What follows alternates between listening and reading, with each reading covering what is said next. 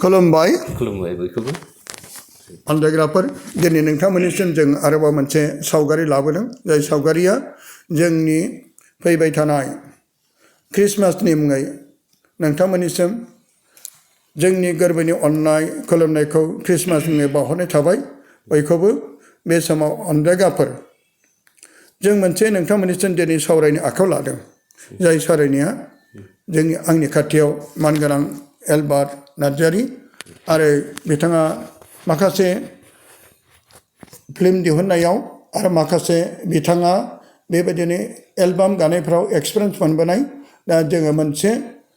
film दिहुननो थाखाय आखायाव लाबाय आरो बे फिल्मा सुंथाबै सुंद'यै जों मोनसे जाय गस्पेल फिल्म जेरै अनथोब दा गिफ्ट दा बे गिफ्टनि सोमोन्दै बिथाङा बेखौ आंनो लिरनाय जादों आरो बे आं लिरदों होननानै नोंथांमोननियाव आं गुरै खावलायो नाथाय बे अनथोब एबा दा गिफ्ट बे ख्रिस्टमासनि मुङै स्पेसियेल बे लाबोनाय सुंद' बे फिल्मा रावनिबो जिउ जारिमिनखौ लानानै थांखिनानै लिरनाय जायाखै जानांगौ नोंथांमोननि सोरनिबा जिउ जारिमिनाव गोरोबफ्लेनाय थायोब्ला गोरोबदोंब्ला बे नाथाय अनजायग्राफोर नोंथांमोना निमाहा बिनाय जाबाय जों रावखौबो थांखिनानै लिरनाय जायाखै दिनै जोङो बे मा आरो मानि थाखाय जोंनि गेजेराव माबायदि हेंथा नुजादों नोंथांमोननिसिम जों क्षमा बिबाय आरो बे हेंथाफोरनि गेजेरजों दिनै जोङो जोंनि मानगोनां जाय अनथोबनि मुङै डाइरेक्टर एलबार्ट नार्जारि नोंथांमोननो माखासे नोंथांमोननो मोजां फिननायखौ होगोन नोंथांमोना खोनासंदो खुलुमबावबाय बयखौबो माने ख्रिस्टमासनि मुङाव माने बियो सानब्रबनाय खालामब्रबनाय आरोना माने आं मोनसे खामानिनि थाखायसो फैदोंमोन ओमफ्राय बियो माने फासयलांबाय केन्सेल जानायलाय दा बेयाव ब्रादार दैमला गावनो खुद बुंबाय मा दे जों माने ख्रिस्टमासनि मुङाव मोनसे माने सर्ट भिडिअ लाबोनि आं सानबाय सोलोंनायनिथ' अनजिमा गैया दे आवगायजागोन नंनानै आं माने गोरबोजों हामबाय होनो बिथाङा गावनो सानब्रबदों खिन्थु बेवहाय सोरबा प्रडिउसार बेफोरबायदि गैया आरोना माने नोंगौ बिदिनो फिसा फिसा सर्ट भिडिअ गाबाय ओमफ्राय ओरैनो एलबाम फिसा फिसा ओरैनो गानायाव सापर्टिं रल बेबायदि हिसाबै ओमफ्राय सर्ट बिदिनो भिडिअ गाबोनाय एसे एक्सपिरियेन्स दंसै आरो आं बेफोरखौ एसे फरायो नायो अबजार्भ खालामो दा ब्रादार दैमला गावनो खुद बुंबाय मा नोंनो डाइरेक्टर जादो ओमफ्राय आं सानो दे सोलोंनोसै एसे साननानै आं जेबो बुङाखै नाथाय बे स्ट'रिखौ आं ओरैबायदि मोजां मोनखायो एसेबाबो आंबो मिन्थिखायो ओमफ्राय आगोलनि माने ब्रादार दैमालु गोबां लेखाबो लिरबोखाबाय लिरगिरिखाबो बिनि स्ट'रिया मोजां जायो दा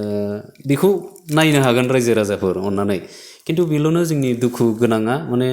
प्रडिउसारथ' नाम्बार वानाव गैखाया ओमफ्राय रावबो माने गोरों आर्टिस्ट बेबायदि गैया गोदान गाब्रबनाय मोनब्रबनाय खांब्रबनायसो बेबायदिसो सोरखौबा लोगो मोनबा नों बेयाव एक्टिं खालाम बेबायदिसो माने अननानै फोथाय माने लामायाव जायनो थाङो माने ब्रादार दैमालुथ' सिनायनाय मिथिनाय ओइ नों ओरै फै होनबाय रल होब्रबनाय बेबायदि जादों आरोना ओमफ्राय दा जाबायानो गाबोनखिनियाव माने जोङो ट्रेलारखौ हगारगोन ओमफ्राय बिनि उनावहाय मेइन माबाखौनो होनाय जागोन आरोना बे ज्योति प्रियार मिनिस्ट्रि बेयावनो होनाय जागोन नङा ज्योति प्रियार मिनिस्ट्रियावनो जों बेखौ हगारनाय जागोन दा आंबो गोबां सोलोंनो मोनबाय माने खुनुरुखुम खस्थ' मस्थ' ओरैबायदि माने साननै लादों आरोना जोङो शुटिंआव ओमफ्राय खिन्थु पियरलि माने जों DSLR केमेरा बे हाइफाइ केमेरा गैया औ ओमफ्राय आइफन औ सासे बाबुनि मा होनोमोनलाय जस दैमारि बे बाबुनि आइफन आरो ओमफ्राय दा बे पियरलि केमेराजों माबा बे DSLR-नि नङा माने आइफनजों बानायदों ओमफ्राय एडिटिंआबो बे बाबुआनो आरोना दं ओरैबायदि गोजोननाय मोनदों औ दा बेहाय एसे एक्सपिरियेन्स दं जेनेबा आं मा खिनिखौ मोनजानो लुबैदों माबादि नांगौ जेनेबा आङो मिउजिकखौ नैबेखौ नांगौ नैबेखौ हासो आं जेखौ बिदों माने कालार ओमफ्राय इफेक्ट बेफोरबायदिखौ बिनायखौ बे बाबुआ मिन्थिजोबो आरोना बेखायनो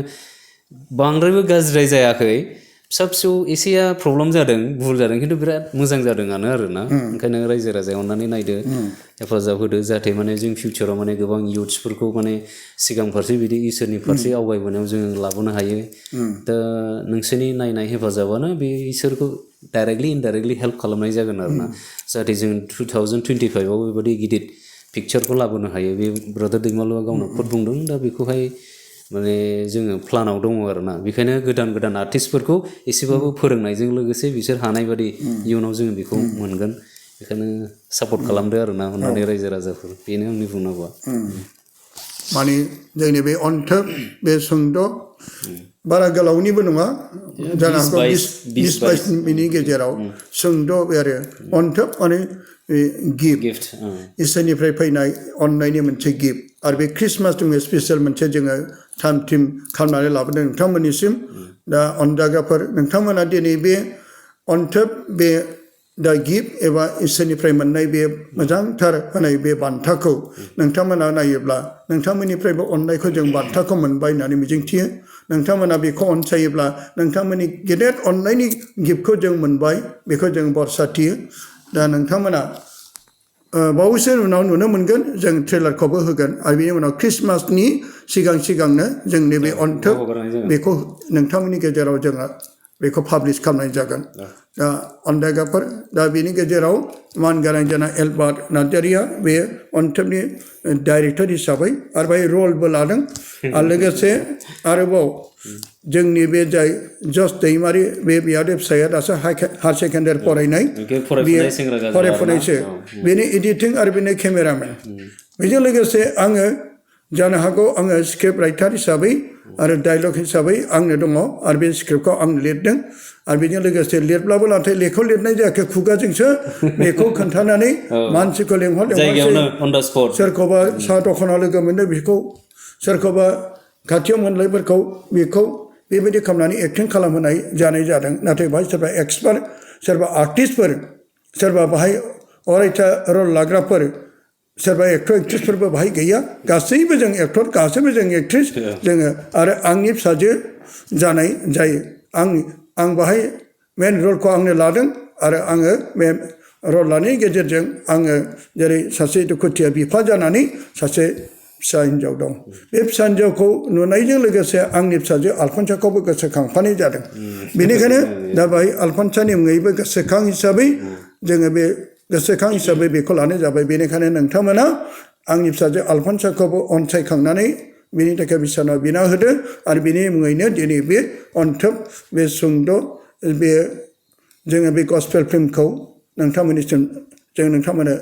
बावैसोनि उनावनो मिथिनाय जागोन दिनै अनजायग्राफोर जों गोलाव बाथ्रा आरो सावरायलिया नोंथांमोननि अनसायनाय मिजिं थिनानै जोंनि गोरबोनि अननाय सिबिनाय खुलुमनायखौ बावहरनानै जों बाहायनो जोंनि बे सुंद' सावरायनायखौ बाहाय फोजोबबाय गोजोन्थों